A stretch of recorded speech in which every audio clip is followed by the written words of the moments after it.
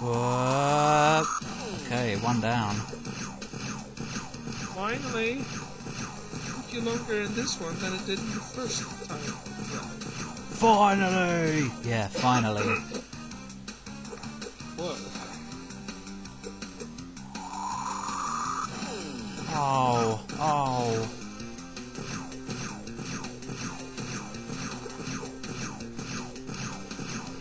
Is this it? Is this the game that will finally drive Paul into such insanity that he will use quick saves? No. Crash Bandicoot 1 failed to do that. If I can survive that, then I can survive anything. Rawr. Did you watch Crash 1? Yeah, I think. That's horrible. It made me swear a lot. Yeah. What? That was almost skill. Oh, it was. Are you ready? This is it this time, for real. I would hope so. Oh! Yarr. Turbo. Here we go, your turn. Wait. Somebody's knocking. Pause it. Pause it.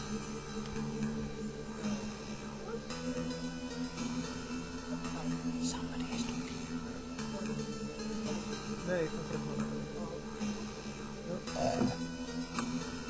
There we go. Welcome back. Thank you. Now, You're gonna have to cut this out of the video. okay. Anyway. Speak. You fool! It will take me forever to fix this mess. Is that it?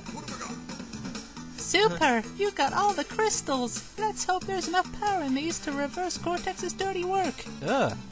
Super! Oh. Your team! Oh, space motorbike. Crash, you've done well, but Cortex is still a threat to us, as its space station and planetary minimizer have not been destroyed. You must go back and retrieve the gems and relics from each location. How about no? Oh, Yeah! Credits! Just all thanks to me! yay. Well, I and Praise be to me, the useless guy that only made comments, haha! Alright. Okay, time for my review and pie rating. This game was Crash Bandicoot The Huge Adventure for Game Boy Advance, and although there are some lame bits in it, aren't there? Yeah. Yes. Then again, for what I would expect of a Game Boy Advance game, it was pretty good. Yeah, it was fun. It's at least way better than a normal Game Boy Color game, because I have a Game Boy Color somewhere and all the games kind of suck. Yes. And, well, yeah, anybody who's got a Game Boy Advance and hate the way Crash games are going these days, I'd recommend getting it. Although, I mean, What is this called again? Just so that the people know what to look for again? Crash If they haven't seen the entire thing. Crash Bandicoot The Huge Adventure.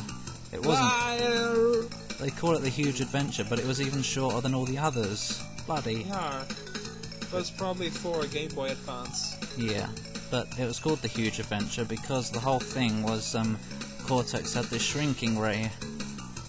Yeah. Oh, yeah. But anyway, graphics for a Game Boy Advance game, it's decent, what you can expect, but I've seen better, like Final Fantasy Tactics Advance, for example, so... Okay. And the 3D effects are pretty crappy and annoying looking. Yeah. So, I guess 7 for graphics. They would have done better, I think, if they would have properly animated everyone and everything with hand-drawn people instead of the old 3D models. Yeah, it would have been better if they redid it all. Because...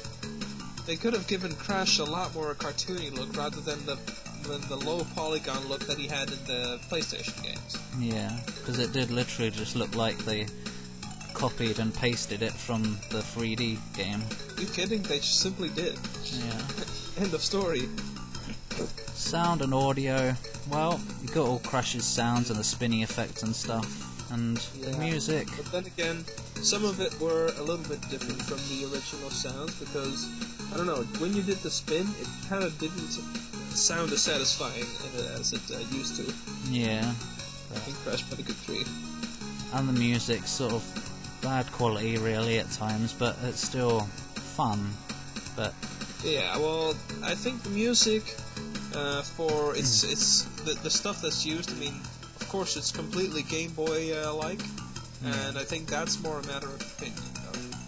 that's the trouble, they have to cut down on size to fit it on a cartridge. Yeah, but all we can really say is that the music for this game really befits the style and the gameplay. Yeah. Speaking of gameplay, well, apart from the jump sometimes seems to activate a bit late, but I don't know if I can just blame that on the game or that I'm using it on an emulator, but it feels like the old games. It's easy to control, and it's not like anything. Yeah, it's fine. So, They didn't shun much on this, no.